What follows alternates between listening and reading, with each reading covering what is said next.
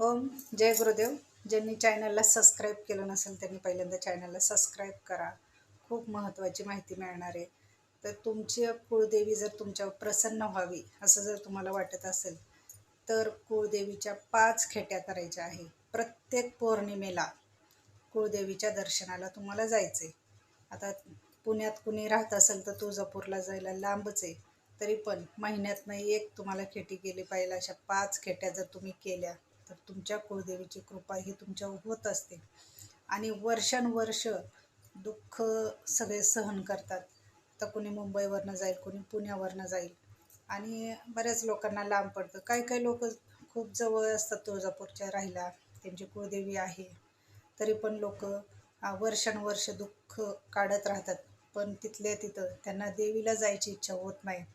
मी स्वतः पाहिलेत असे लोक की तिथल्या तिथं 2 तासाच्या अंतरावर 3 तासाच्या अंतरावर राहतात. 10-10 वर्ष कुळस्वामिनीच्या दर्शनाला जात नाहीत. 5-5 वर्ष कुळस्वामिनीच्या दर्शनासाठी जात नाहीत. तर मग त्यांच्यासाठी मला एकच सांगायचं आहे की तुम्हाला जर वाटत असेल तुमची परिस्थिती बदलावी किंवा सगळं तुमच्या घरात खूप चांगलं व्हावं, आईची कृपा तुमच्यावर व्हावी, तर तुम्ही प्रत्येक पौर्णिमेला अशा 5 खेट्या तुम्ही कुळस्वामिनीच्या करून बघा. तुमच्या जीवनात काय बदल होईल हे तुम्हाला स्वतः अनुभव येईल.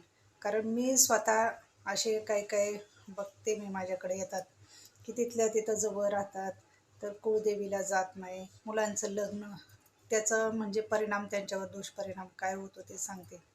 त्याच्यामुळं मुलांचे लग्न जमत नाहीत, घरात दुःख असतं, कायम वाद होत राहतात, काही मनासारखं होत नाही आणि इतक्या दुःखातनं दारिद्र्यातनं पण जातात तरी पण देवावर विश्वास ठेवत नाहीत ही लोक.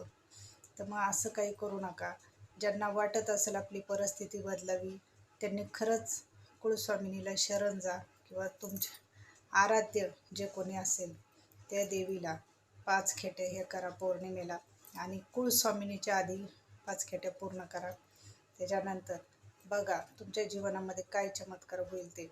आणि ही खरी गोष्ट आहे, जेव्हा आपण कुळदेवीला शरण जातो ना, जे आपली कुळदेवी जी आपल्यावर कृपा करते ना, ती कृपा कुणीही करू शकत नाही.